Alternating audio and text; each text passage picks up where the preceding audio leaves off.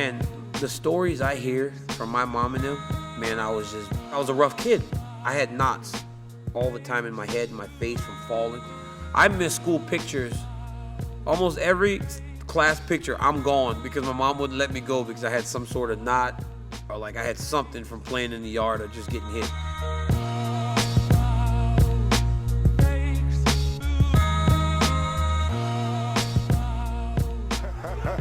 Cormier's laughing like, wow, I can't believe I got out of the way of those. A minute 11 left in the first. The jab from Cormier. Uppercut. Down goes Silva. Hammerfist. Cormier has done it. Daniel Cormier has just defeated Bigfoot. Mamma mia! This kid is dangerous. The money, the bright lights, all that, the interviews, the TV. Above everything, I love the competition. That's why I wrestled as long as I did. You know, I wrestled in the last two Olympics in 04 and 8. I walked in here as a 2-time Olympian, 6-time U.S. national champion, NCAA All-American at Oklahoma State University. My manager, Dwayne Zinkin, he actually started talking to me right out of college in 2001, and he said, listen, this is a sport for you. He said, have you ever been in a fight? And I was like, yeah. I grew up in Louisiana. If I didn't learn to fight, I was just gonna get beat up all the time. And even though I thought I knew how to fight, I still got beat up all the time, you know? So he kind of just kept up with me throughout my whole wrestling career. And when I was ready to fight, I said, hey, you know, I'm ready to try it. You know, is there anything I need to do? He said, well, what I'm gonna do is fight you out to AKA. It was a secret tryout. I didn't know that, but I came for about a week and I fell in love with the place because they had Kane and Koss and all those guys at the time. And about a month later, I was fighting in my first fight.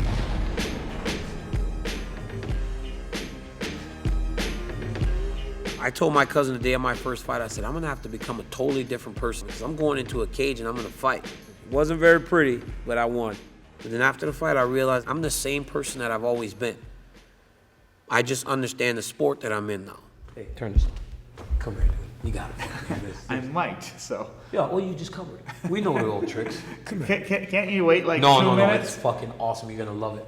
Come here, you're gonna love it. It's money in your pocket. You know how it's money in your pocket. Seriously? Seriously. Go shower. I'll meet you in a minute. How long are you gonna be? I'm gonna be like 5 minutes. You guys have 3 minutes. I need my bob.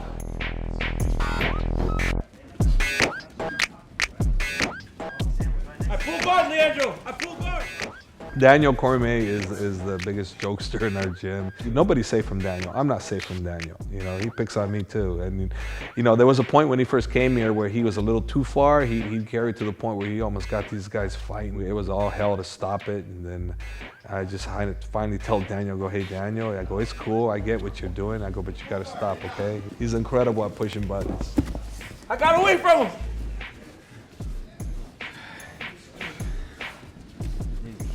He dizzy? He is all about the team, though. He's all about, you know, companionship and helping the teammate out. You know, if Kane's holding the belt at heavyweight, then I obviously want to fight the guy at the lower division more than anyone else because I want to get a belt. I coach Kane in wrestling. We don't want to fight each other. You know, coach athletes way different. You know, you don't want to hurt that guy. And also, I appreciate what Kane did for me when I stepped into this gym. He immediately walked over to me, gave me a hug, what's up, DC, and started working towards me getting better. Never viewed me as anything more than a guy to train together and get better together. And because of that, I don't want to raise my hand to hurt Cain Velasquez in any way, shape, or form. No. For Daniel Cormier, the world is just basically it's all his. I mean, he can decide whatever he wants to do. Daniel's so gifted, you know, light heavyweight, heavyweight, it doesn't matter. I mean, the man can be competitive and be a champion wherever division he wants to go. It's up to Daniel. Well, I think John Jones is the best. You know, I really do. And I would love to test my skills against him. He's an unbelievable athlete, but I just think that, you know, we get in that cage and it can be fireworks, man.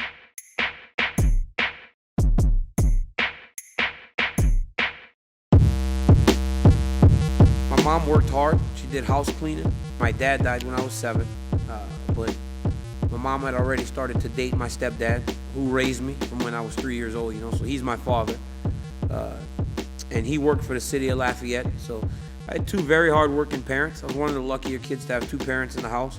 You know, when I was younger, we were on government assistance, and then when I turned about 6, my mom, you know, she didn't want to do that anymore. She wanted to try and make a way herself, her and my dad, and they did. So they worked hard. Ready? When I say go, all Moses is gonna do is sprawl. And Angel's gonna crack it. Watch, watch. Ready. Sprawl. Good. Set him to his hip. Drop that hip. Perfect. Chris, get ready, sprawl. Go, Chris. Too slow, Chris. That's way too slow. That's way too slow. Diego, do it. That's how it goes. Fast. You gotta be fast. Chris, it can't be slow. It can't be slow. You don't want to let down the people that help you. I carry the AKA flag on me when I go in that cage. Nice crack down. Step over. Let him up. Stay in his face. Hold his head. Get on his head. Mark Anthony, get going. You're slowing everybody down. That's what it's all for. Going out there and representing yourself, your family, your team, your gym, your coaches, and everybody else around you in a positive light. There's nothing like it. You got to know at some point you're going to have to just bite down on your mouthpiece and fight. That's probably the truest thing that nobody ever tells you. I never had to do that until I fought Josh Barnett, you know, where I just had to go, okay, this is a fight. You know, this guy's not going anywhere. I better pack my lunch pail and get ready to go 5 rounds. And at some point, everybody has to do it. I came out somebody different, came out a completely different man. I'm confident I can go through anything now.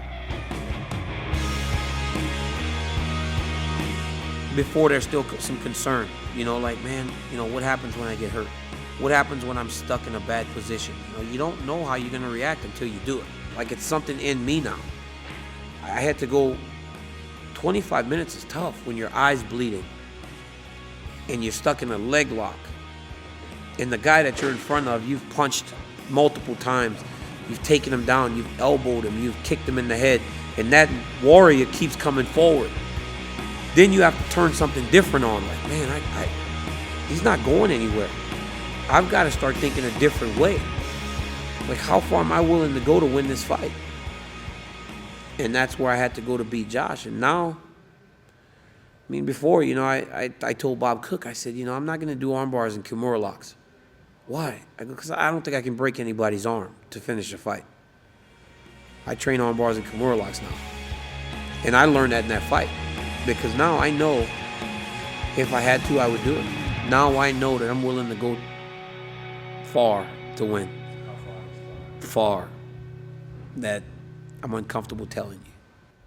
I'm not sure what that means. I know you're not.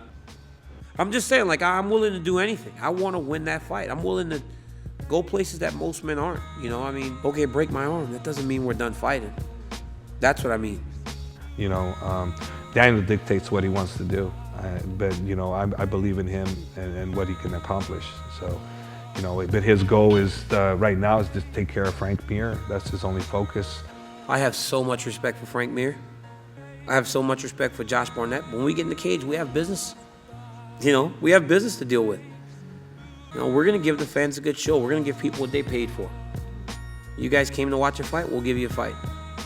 I respect Frank so much, but that doesn't mean when we get in that cage, I'm not gonna try to take his head off, as he's gonna do to me. It's part of what it is. You train, you fight, you show respect at the end of it. We're educated men and we're family men. You know, we're not crazy people.